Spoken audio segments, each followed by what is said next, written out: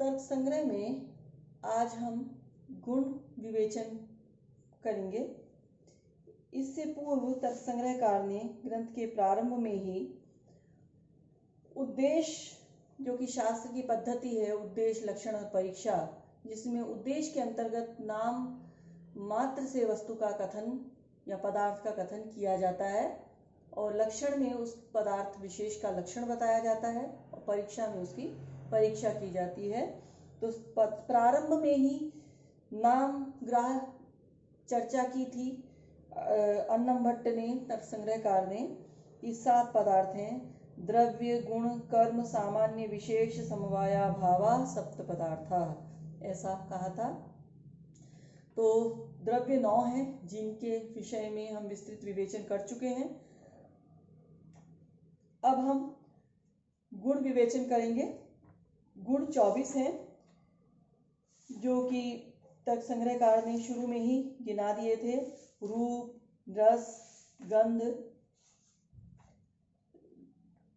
रस, गंध, स्पर्श, संख्या, परिमाण, पृथकत्व, संयोग, विभाग, परत्व, अपरत्व, गुरुत्व, द्रवत्व, स्नेह, शब्द, बुद्धि, सुख, दुख, इच्छा, द्वेष, प्रयत्न, धर्म, अधर्म और संस्कार।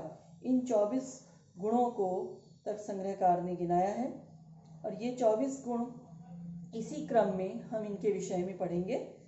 तो सर्वप्रथम हम रूप पर बात करते हैं। तो चक्षुर्मात्र ग्राह्यो गुणो रूपम तच्च शुक्ल नील पीत रक्त हरित कपिश चित्र भेदात् सप्तविधम पृथ्वी जल तेजो वृत्ति तत्र पृथिव्याम सप्तविधम अभास्वर शुक्लम जले भास्वर शुक्लम तेजसी।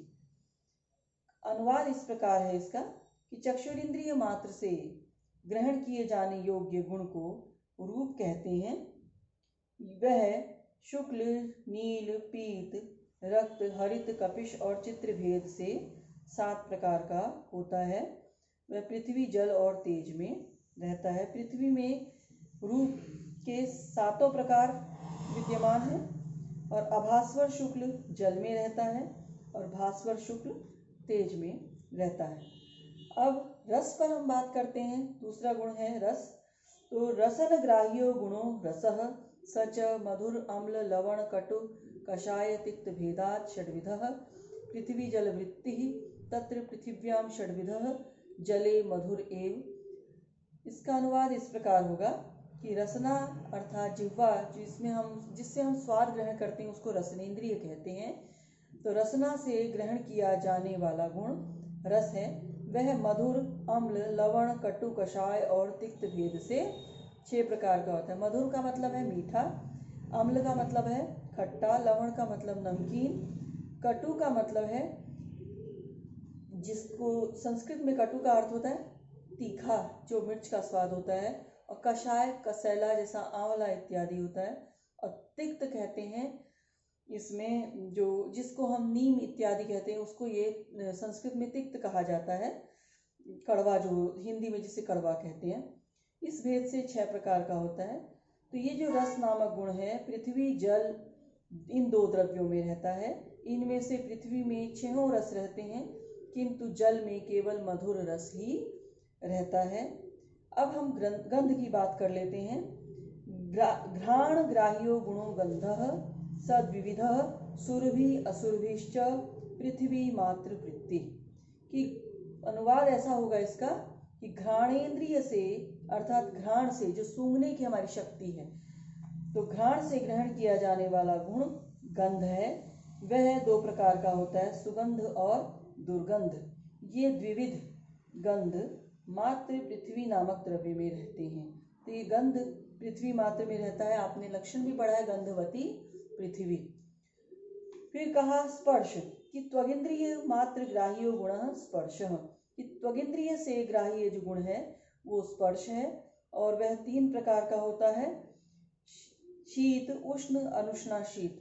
तो एक तो शीत यानी ठंडा, दूसरा उष्ण यानी गर्म, और अनुष्णा शीत न तो ठंडा न गर्म, उसको अनुष्णा शीत कहते हैं। स्पर्श गुण पृथ्वी, जल, तेज एवं वायु में रहता है। इनमें से शीत स्पर्श जल में, उष्ण तेज में तथा अनुष्णा शीत पृथ्वी और वायु में रहता है। ये स्पर्श का लक्षण है। तो इस प्रकार से आपने देखा कि ये जो है इनके विषय में अगले व्याख्यान में हम विस्तार से बताएंगे। तो आपने देखा कि रूप जो तेजस का गुण है, जो द्रव्य है तेजस, और ये रस जो है ये पृथ्वी नामक द्रव्य का गुण है। फिर गंध जो है ये जिसको हम नासिका के अग्रभाग से घ्राणेंद्रिय से ग्रहण करते हैं, ये पृथ्वी का गुण है। रस जो जल का गुण है, जिसको हम रसनेंद्रिय से ग्रहण करते हैं, और जो गंध है ये पृथ्वी का है, गंधवती पृथ्वी इसका लक्षण है। स्पर्श जो है ये त्वगेंद्रिय से यानी त्वचा से ग्रहण किया जाने वाला गुण है। तो वायु जो द्रव्य है उसका गुण जो है ये स्पर्श है, क्योंकि जितने भी गुण होते हैं उनका कोई ना कोई आधार द्रव्य ही होता है। इसलिए हमें जो भी गुण हो उससे संबंधित द्रव्य का ज्ञान भी होना चाहिए। तो इन चारों गुणों के विषय में आप तैयार कर लीजिए इनकी व्याख्या को, और जब असाइनमेंट मिलेगा तो आप उसे लिख के देंगे। धन्यवाद।